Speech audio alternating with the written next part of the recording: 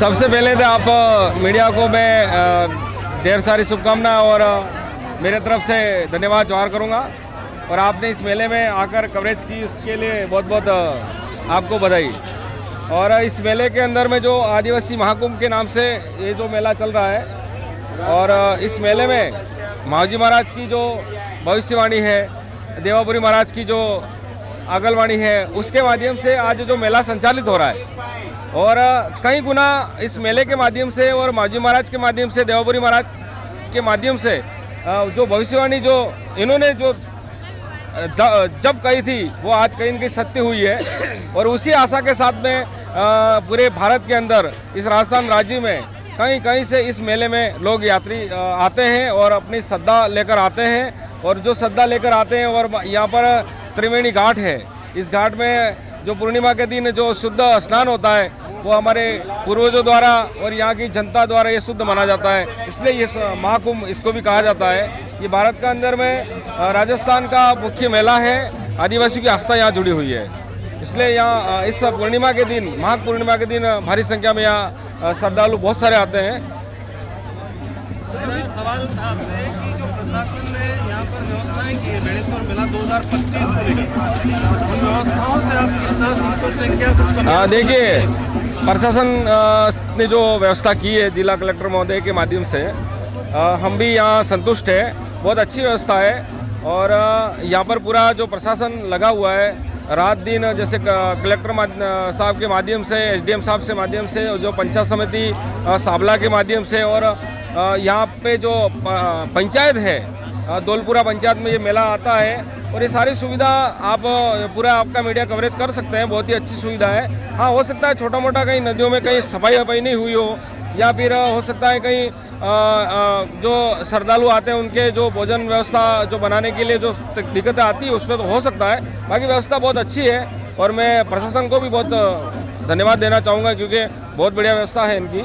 और कहीं सुख होती है वो तो देखो, इतना बड़ा मेला है तो चुक चुक होती रहती है। इसके अलावा एक सवाल और मैं जानना चाहूँगा सर आपसे, और क्या कुछ अच्छा किया जा सकता है प्रशासन को? कुछ आप सुझाव देना चाहेंगे? सुझाव देखिए, मैं प्रशासन से ये निवेदन करूँगा, जैसे मेला जैसे शुरू होता है उससे पहले 1 महीने पहले, जैसे मेला पूर्णिमा का जो माघ पूर्णिमा का जो मेला होता है उससे पहले 1 महीने के पहले अगर प्रशासन यहाँ स्थानीय लोगों से अगर एक छोटी सी मीटिंग लेकर, बैठक लेकर अगर पूरी जानकारी ले, तो हमारे जैसे ये कह सकते हैं कि वास्तविकता यहाँ पर इसकी सुविधा की जाए। और यहाँ क्या कलेक्टर महोदय की मीटिंग होती है, वो क्या कलेक्टर महोदय सीधा जो बड़े बड़े उनके जो संपर्क में होते हैं उनको बुला लेते हैं और ये कार्य हो जाता है। छोटे लोगों को पूछा नहीं जाता, इसलिए यहाँ व्यवस्था अधूरी हो जाती है। सर, अभी 2 दिन पहले मन्नाराम जी और विधायक उमेश जी दोनों के बीच में बहस हुई थी। हाँ, देखिए सर, मैं इस पर कहना चाहूँगा, मन्नालाल जी जो रावत साहब सांसद है उदयपुर के, और यहाँ के विधायक अपने उमेश जी डामोर है, उनके बीच में जो वहाँ पर मैं भी मौजूद था और एक छोटी सी बात को लेकर वहाँ पर हुआ।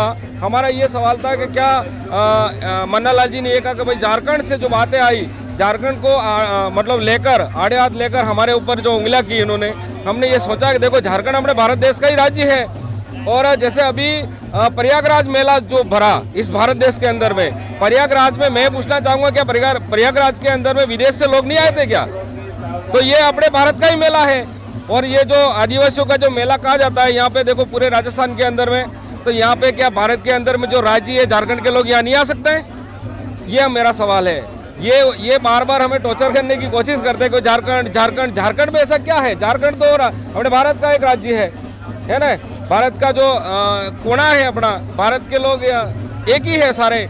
जब प्रयागराज में विदेश से लोग आ सकते हैं, तो क्या बेणेश्वर में राज्य के लोग अपने भारत में झारखंड के लोग आ सकते कि नहीं आ सकते? वो मेरा सवाल था। इसलिए थोड़ा सा हमारे बीच में थोड़ा सा मनमुटाव हुआ, बाकी ऐसा कुछ नहीं है, चलता रहता है वो तो। और मन्नालाल जी से जो इन लोगों ने जो कहा था, मन्नालाल जी हमेशा उतावला में जो बातें कहते हैं उनमें कहीं न कहीं बोलने में चूक जाते हैं। कहीं नरेंद्र मोदी साहब को कह दिया कि 1922 में मानगढ़ आए थे, तो वो तारीख कहाँ मैच होती है। इसलिए वो क्या है, थोड़ा बोलने का ध्यान नहीं रखते हैं, इसलिए ऐसे सवाल उनके मुंह से निकलते हैं तो जनता विरोध करती है। अंतिम सवाल है, यहाँ घाटों पे गंदगी काफ़ी देखने को मिल रही है, इसके बारे में क्या कहोगे? देखिए, मैंने अभी कहा है प्रशासन को लेकर कि जिला कलेक्टर महोदय यहाँ पर जो मीटिंग लेते हैं, मीटिंग में अगर हमें यहाँ पर स्थानीय लोगों को पूछा जाए तो यहाँ बेहतर इस मेले के अंदर बेहतर सुविधा हो सकती है, क्योंकि ये कलेक्टर साहब तो वहाँ बैठते हैं जिला लेवल पर, यहाँ पर क्या हो रहा है उनको कलेक्टर साहब को पता नहीं है, और यहाँ सिर्फ थोड़े बहुत यहाँ घूम के चले जाते हैं। बाकी यहाँ पीछे का जो भाग है जहाँ लोग खाना बनाते हैं, वहाँ जाके कलेक्टर साहब देखे वास्तविकता गंदगी उनको नजर आएगी। एक सवाल अंतिम मेरा आपसे, जितना भी प्रशासन ने यहाँ पर मेले में आयोजन किया है उसकी जो रेवेन्यू जनरेट होती है, उस रेवेन्यू का आपको क्या लगता है कितना % इस मेले पे खर्च करते हैं? अगर इस हिसाब से खर्च किया जाए तो इस मेले में और भी सुधार हो सकते हैं कि नहीं हो सकते? देखिए, मैं प्रशासन को गलत नहीं ठहरा रहा हूँ, बाकी मैं ये पूछना चाहूँगा, ये प्रत्येक दुकान वालों से आप पूछ लें, यहाँ जो जितने भी व्यापारी हैं उनसे आप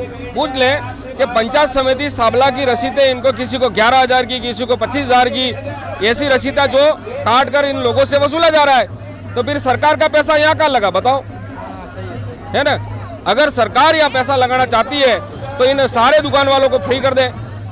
जब पंचायत समिति से इतनी बड़ी बड़ी रकम दुकानदारों से इस मेले में बेणेसर में वसूलना, मतलब ये तो लाखों रुपए, करोड़ रुपए होता है, मतलब कम से कम वो पैसा कहाँ जा रहा है? तो फिर सरकार क्या दे रही है बताओ?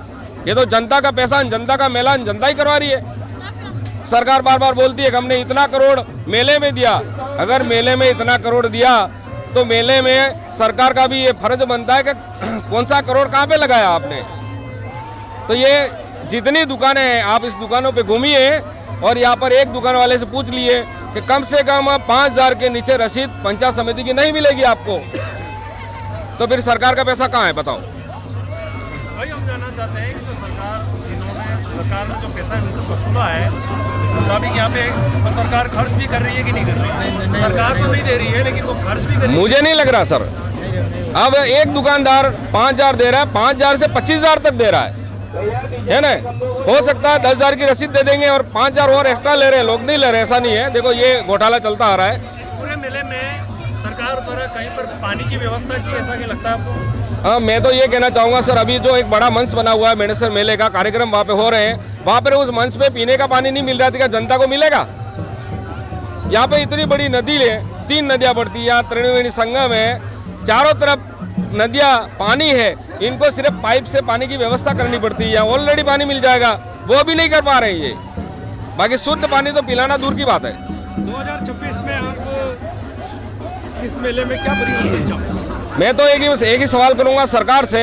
सरकार बार बार कहती है हमने इस मेले में इतना करोड़ खर्चा किया, तो मैं तो ये चाहूंगा कि ये पूरे सारे दुकानदार हैं वो सारे फ्री दुकानें दी जाए इनको, और फ्री में जो ये पैसा जो ले रहे हैं वो फ्री में पूरा मेला फ्री कर दिया जाए, और सरकार कम से कम ज़्यादा नहीं तो भी 5-10 करोड़ यहाँ पर लगाए तो अच्छी सुविधा होगी। आज देख लो प्रयाग मेला जो चला भारत के अंदर में, वहाँ पर सरकार ने कम से कम 2500 करोड़ रुपए लगा दिए भारत के मेले में। तो क्या सरकार यहाँ पे 5 करोड़ नहीं लगा सकती?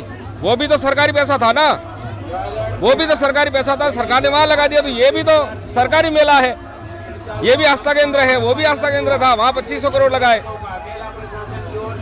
यहाँ तो गिना जाता है। हाँ, तो यहाँ भी तो वागड़ प्रयाग के नाम से अपन गिन रहे हैं, और यहाँ आदिवासियों का महाकुंभ भी कह रहे हैं। तो आप यहाँ भी तो 5 करोड़ लगा सकते थे, सरकार क्यों नहीं लगा रही है? क्योंकि आदिवासियों के प्रति सरकार का मन ही नहीं है, बस ये सरकार का विकास। हाँ सर, मेरा नाम रमेश खराड़ी है और मैं आसपुर ब्लॉक का अध्यक्ष हूँ और वाल्मीकि मंदिर का उपाध्यक्ष भी हूँ, और सामाजिक सेवा भी करता रहता हूँ और समाज के लिए आवाज़ भी बनता रहता हूँ। एक पद वद तो मेरे लिए मामूली चीज़ है, बाकी मैं हमेशा जनता की सेवा में रहता हूँ। मेरे लिए सर्व समाज, मेरे लिए जो जनता, वो सब मेरे लिए बराबर है, क्योंकि मैं मानव धर्म को समझता हूँ। धन्यवाद।